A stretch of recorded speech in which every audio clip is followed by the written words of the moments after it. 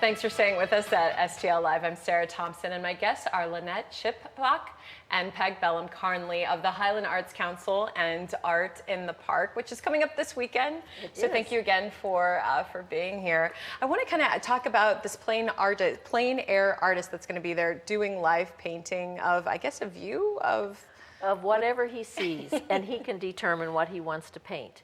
He'll just be there demonstrating, and plein air means out in the open air, so people can come and watch him and see the progress from his beginning to the end. And I'm sure he's going to be painting some of the trees and some of the buildings that are there in Art in the Park. I've seen that I've seen that at some of the wineries sometimes when they'll have an artist for a fair, and it's really quite amazing. So he's going to be painting both Saturday and Sunday. Got it. And then let's talk about this Unity project. So this is something that everyone can participate in? Yes, we started last year, and each person put some strings around the poles that we pushed up, and it made a canopy of sorts up above. So this year we're adding some rings made from willow branches that they will tie ribbons onto, so it'll be colorful, and it's actually making walls. So the sculpture will be then demonstrated there in Highland throughout the year. So this is really a chance. You're not just coming and walking around looking at artwork. You actually have a chance to make the and it's very simple for everybody. Peg, I want to talk to you about something that we were talking about a bit off camera, which is sometimes the intimidation factor. You go to these art fairs, you see these amazing pieces, the artist is standing there in the booth, and you don't want to go in, or you're uncertain about it. Talk about just being at an art fair, what you would love for people to kind of come in and talk to you about. We artists just like people to come in and look. You know, and you don't feel intimidated. Sometimes you might be surprised that the prices are reasonable. And the interesting thing is, ask an artist how something is produced, because many times there's a lot more intricacy to it than it appears.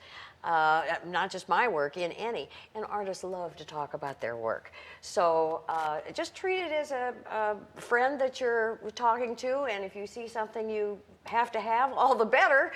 But don't feel like it's required when you come in the booth. Just have a good time. That's a good point to make. And in terms of the works, the pieces that you're going to have, I mean, are they just specific ones that you've kind of put together that you're going to showcase for this event? I try and do something new, totally new every year. So this year I'm focusing more on fun pieces and longer pieces that are for tunic length outfits. I had done a lot of neck pendants. These are a little longer. I try and do something different every year, just so I'm not bored too. Right, and to showcase your talents and that it's not all the same thing. No, I think that's great. Let's talk a little bit about, you were, again, kind enough, thank you so much for bringing in these pieces. Maybe just tell me a bit about, this reflects the different mediums that are going to be sort of at the art fair, so tell me about this. It's a smattering of the different categories. Painting is in the back with the red and orange trees. And she is going to be back. It's a watercolorist.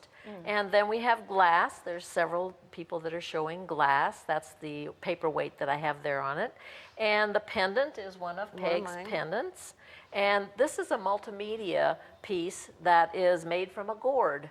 So you just never know what you're going to find in the artist booth these days. And then the photography is the book we talked about earlier. And as you said, this is just a small sample. And I love that too with the art fairs. It's not just this particular art fair too. You're saying it's about families. If you're looking for something to do, it's not necessarily, hey, come with all this money to invest in your artwork. This is really just a chance to have a good time too. Yes, and the area is beautiful. It is a small town, so it's something that you don't experience when you're from the city. It's just a breath of fresh air. Let's talk about briefly with Highland and the arts there. I mean, how would you kind of just summarize it in terms of there's a big support there for the arts? We do have a lot of support for the arts, and we have a chorus that is there local, and we also have a theater company. So yeah, we have a smattering of all kinds of arts.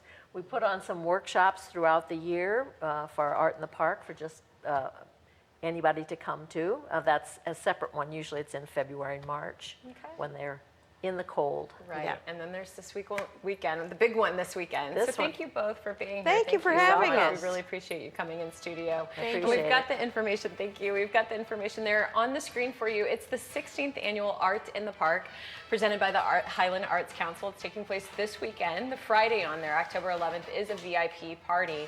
But the 12th and the 13th are open to the public, and 10 a.m. to 5 p.m. on Saturday, 11 a.m. to 4 p.m. on Sunday. For more information and a full list listing of all the artists, head to highlandartscouncil.org. That'll give you all the details about the entertainment, the music, the timing, where to park, all of that. Again, highlandartscouncil.org. And thank you again so much for being here. Thank you for inviting us. Thank you. All right, well, there's more STL Live right after this. Please stay with us.